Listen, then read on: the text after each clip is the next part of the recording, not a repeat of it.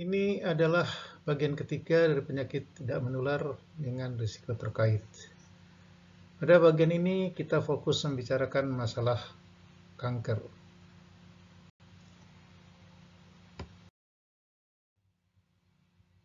Di dalam tubuh manusia bisa terjadi pertumbuhan sel yang abnormal. Pertumbuhan cepat sel-sel abnormal ini di luar batas-batas yang biasanya, dan kemudian menyerang bagian-bagian tubuh yang berdekatan dan menyebar ke organ-organ lain. Pertumbuhan yang bersifat jinak disebut tumor, dan yang bersifat ganas disebut kanker.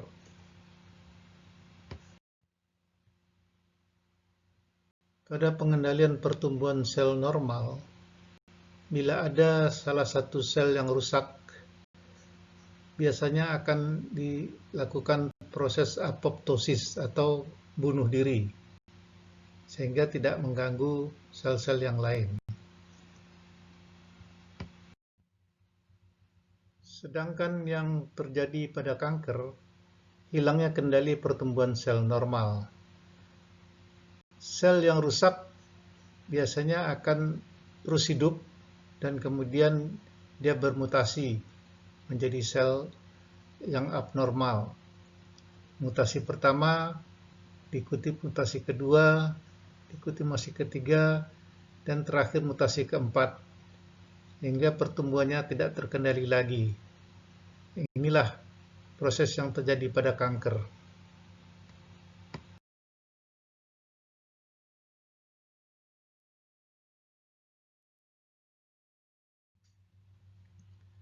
Pada tahun 2008 diperkirakan 7,6 juta orang mati karena kanker. 70% dari semua kematian karena kanker terjadi di negara-negara berpenghasilan rendah dan menengah. Kematian karena kanker diperkirakan akan menjadi 13 juta pada tahun 2030. Sekitar 30% kanker dikarenakan faktor risiko perilaku. Grafik ini memperlihatkan perbandingan antara insiden dan kematian. Kanker payudara adalah yang terbanyak di dunia, diikuti oleh kanker prostat, kanker paru, kolorektal, dan lain sebagainya, sehingga kita bisa melihat jumlah atau angka insiden dan angka kematian masing-masing kanker per 100.000 penduduk.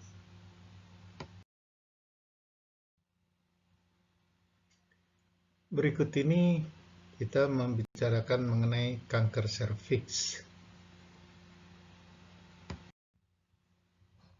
Kanker serviks yaitu kanker yang terjadi pada leher rahim. Saat ini ada dua tipe, tipe squamosa dan tipe glandular.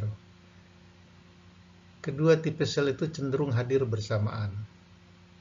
90% kasus kanker serviks terkait dengan infeksi human papillomavirus atau human HPV.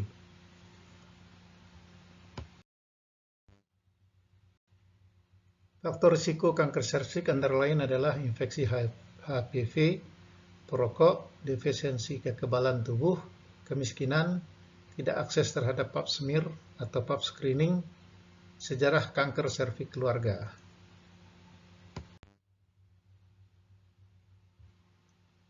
Kanker berikutnya yang akan kita bahas adalah kanker paru.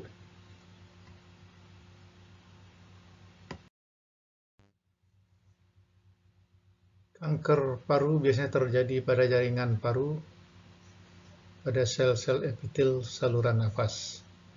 Penyebab kematian hampir 1,37 juta orang di dunia tahun 2008. Lebih banyak menyerang laki-laki. Ada dua tipe utama, yaitu small cell lung cancer dan non-small cell lung cancer.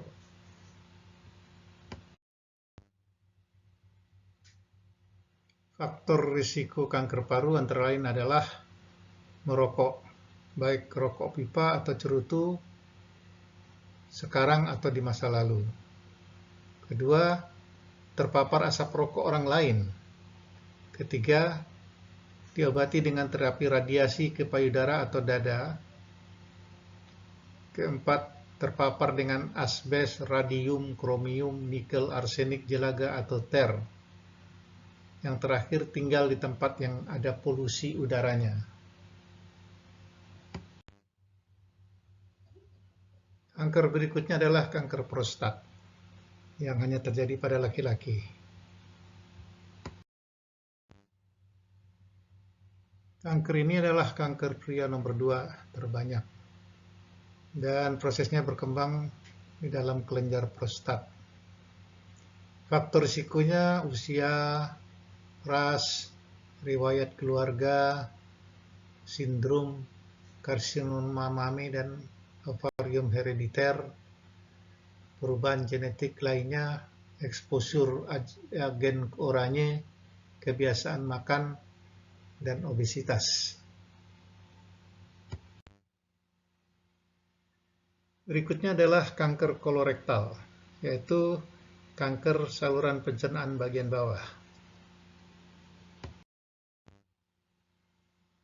Adalah jenis kanker paling umum ketiga. Terjadi di bagian bawah sistem pencernaan di daerah usus besar.